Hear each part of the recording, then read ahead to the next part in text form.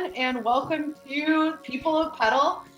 This is our little segment we're doing to try and get to know who we are at the shop. So today, I'm sitting down with Matt Jensen. Hey, Matt. Hi. Matt is our service manager at our downtown location. So before we jump into things, I'm just wondering how long you've been at Pedal and what it is that you do at the shop.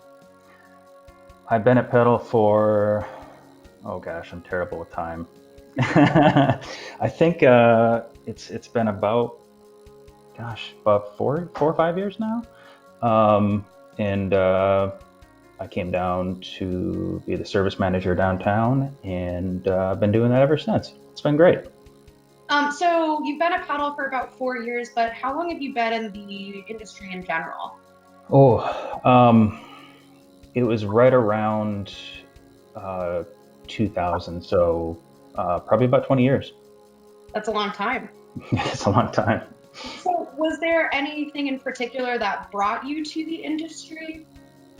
Um, I grew up in the UP, so I was always doing stuff outside because that's what we had. And my little sister's best friend's dad owned a bike shop, and somehow I accidentally got roped into mountain bikes. And next thing you know, here we are.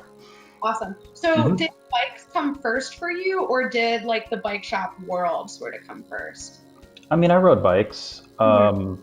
just like I think most people do when they're growing up, but cycling was never like a thing in my family. So I guess the introduction to bikes in, cycling, I guess in a more, I don't want to say serious, but a more serious aspect. And Yeah, the bike shop world kind of happened at the same time. sure. So what sort of riding do you do? It sounds like you kind of started off with mountain, but has that hmm changed over the years? Yeah, I've always been really into mountain biking. I got a road bike, gosh, it's probably like 10 years ago at this point.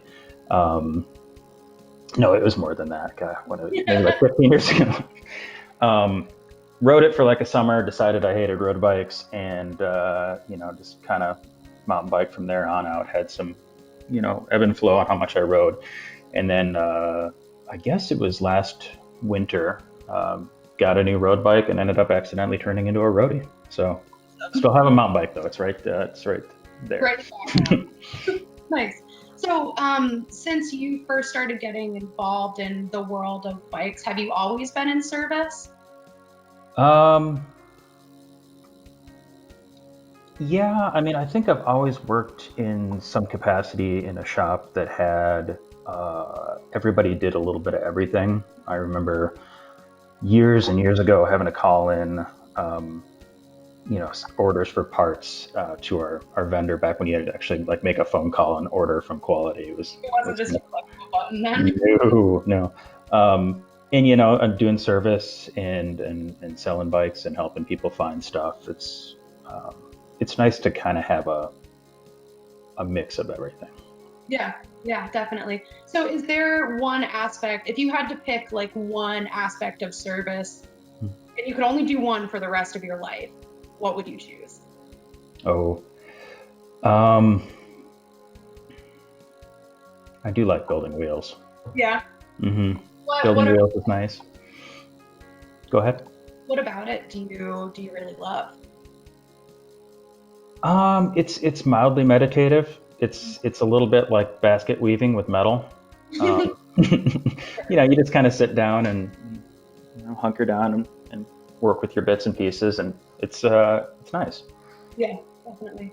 So you've been in bikes and service for a really long time, so I'm sure you've seen lots of new cool tech trends coming out. Is there anything right now that you're really excited to see or, looking to learn more about, that sort of thing?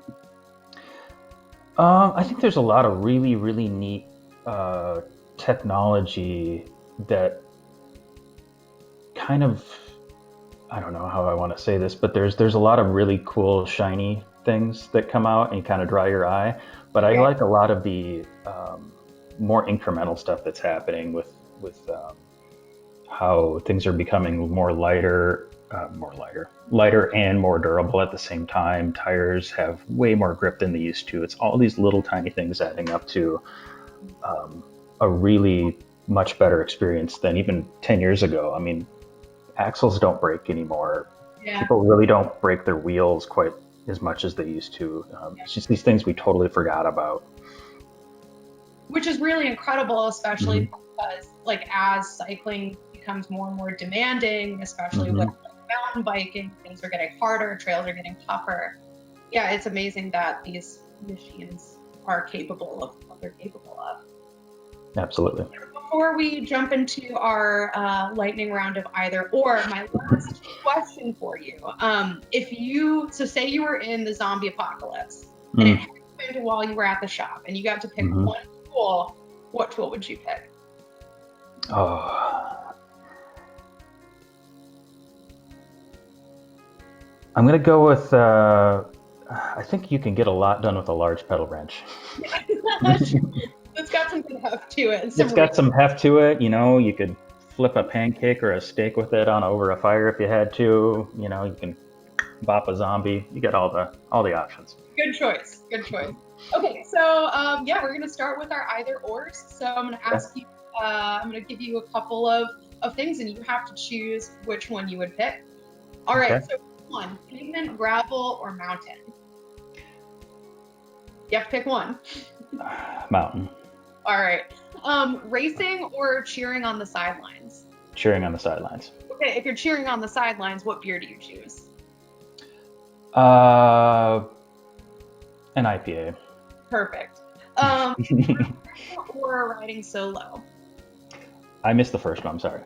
Group riding or riding solo? Oh, I'm gonna say riding solo, but group riding. Um, there's good aspects to both. Yeah, it has its time and its place. Yes, it does. Okay, steel or carbon? Carbon.